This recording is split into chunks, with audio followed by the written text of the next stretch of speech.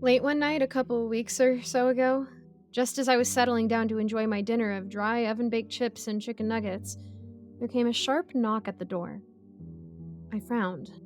Not because I was looking forward to this meal, the same one I'd had every night for the last week, but because I wasn't expecting anyone, nor do I normally get random drop-ins from friends.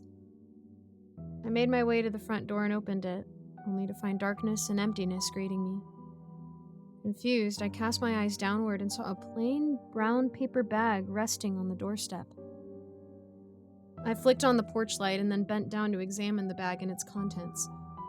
Inside, I could see an assortment of groceries that I had not ordered. I looked around again, but no one was there.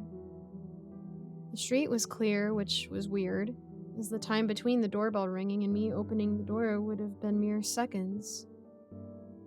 I was surprised someone had managed to drop off the food, ring the bell, and either get back to their car or on their bike and get out of view in that time. Glancing around for the last time, I scooped the bag up in my arms and stepped back inside. I cleared some space and emptied the groceries on the bench. There was no receipt, no indication of where they had come from. I didn't recognize any of the brands, as none bore familiar, recognizable labels. Among the items, there was a pack of red steak, its packaging marked only with a harvested date. Weird. There was a 2-liter bottle of SPF 500 sunblock. Seemed a bit overkill. An oversized jar of garlic-free herbs and spices. An unmarked bottle of red wine. And a mysterious bottle of tomato sauce. A plain white sticker on the front of the bottle with the words, "Life Sauce," across it.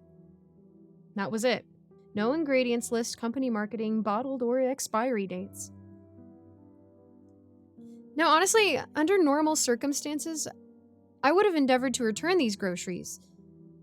But with inflation the way it is and the economy tanking, I decided to keep the groceries for myself.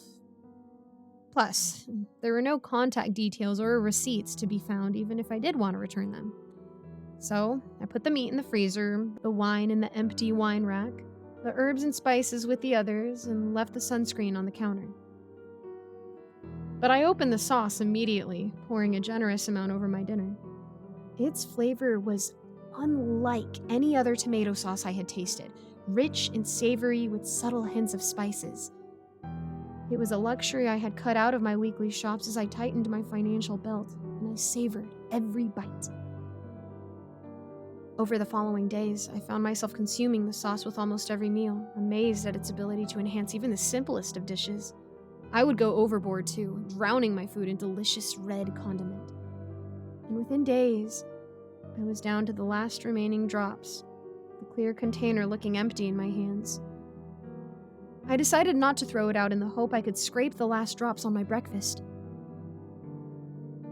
But the following morning, when I opened the fridge, my jaw dropped. There, on the middle shelf of my fridge where I left it, was my tomato sauce bottle. Only, it was no longer empty. I picked the bottle up, staring at it perplexed. I turned it over and back again. It was heavy, full to the brim with the dark red sauce. On the front was the label "Life Sauce," as it was before. Only this time underneath, in a small font, was the number 1. I wondered whether it was always there, and I had just missed it. It still didn't explain how I was currently holding a completely full bottle of sauce when it was completely empty the night before. I was completely stumped. But I was also hungry, so I put aside the mystery sauce and fried up some bacon and eggs. Once again, over the next couple days, I managed to work my way through the bottle of sauce with little effort. I placed the practically empty bottle in the fridge, and once again in the morning, it was full.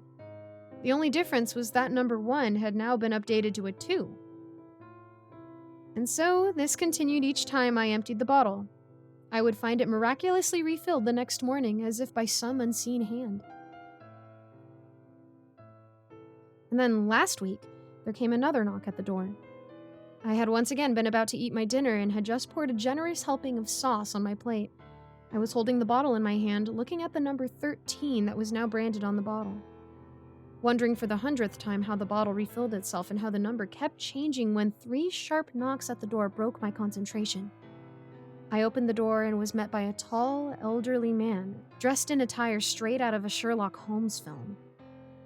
He held in one hand a black walking cane with a large diamond head, a red shimmer flickering in his eyes. His pale skin stretched tight across his gaunt face. He nodded politely and apologized for the late-night intrusion, speaking with a distinct European accent. He inquired if I had received his misplaced groceries, but I feigned ignorance, shuffling slightly in the doorway as I attempted to shield the sauce that was on the bench behind me from his view. I saw his eyes shift from behind my back to my face. I stifled a breath as I figured I had just been sprung, then relaxed, slightly. Even if he did see the bottle on the bench, how would he know that we didn't just buy it from the same place? We stood in silence for a moment before he cleared his throat and apologized again for keeping me from my dinner, turning his shoulder to leave. One more thing before I leave, he said as I started closing the door. I stopped and looked at him. If by chance it should be delivered to your humble abode, you ought to be informed of the contents of the groceries. Allow me to clarify, I do not obtain my provisions from any ordinary purveyor.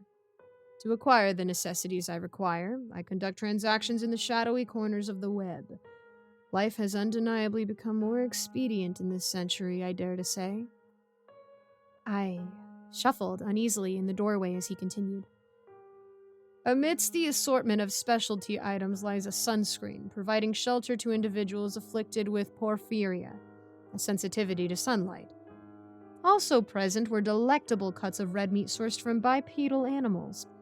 Furthermore, there was the sauce, touted by the vendor as possessing a unique potency, able to regenerate itself by drawing upon the life force of an unsuspecting human.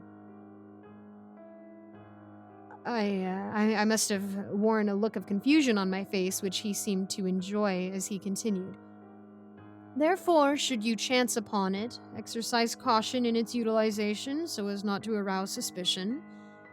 Those who have been depleted of their life essence typically reside in close proximity within a radius of a few blocks at most. My jaw ajar, I mumbled something akin to a thank you and closed my door, returning to my food as I contemplated what he had meant. Drawing upon the life force of an unsuspecting human? What was that? I slid my plate to the side and opened my phone.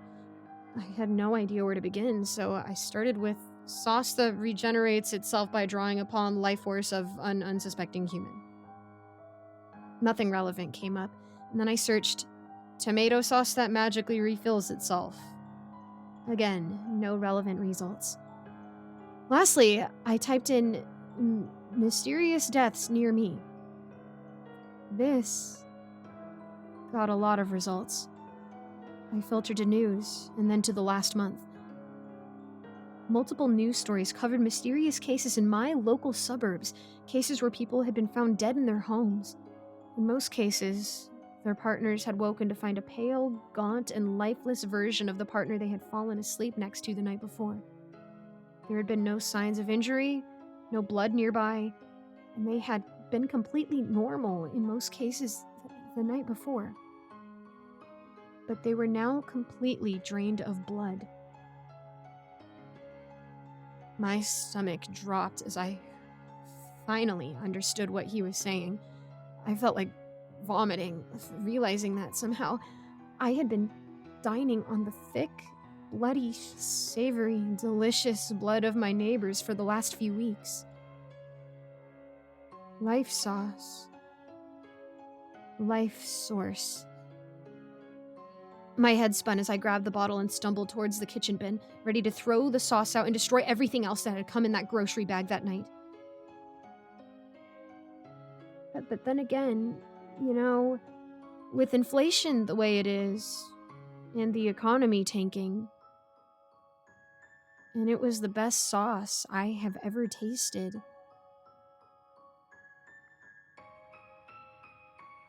I am more aware now of the amount I use. I try not to waste it. I am proud that in the week since that visit, the number sits at only 15. I think I've done pretty well, if I'm honest.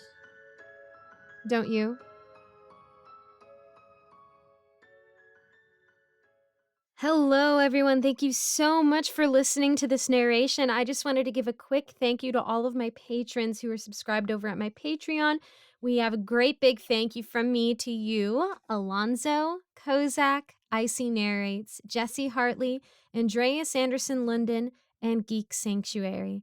Thank you guys so much for supporting me. If you would like to support too, just check out the links in my description. And thank you again for listening. I hope to see you all in the next video. Bye-bye.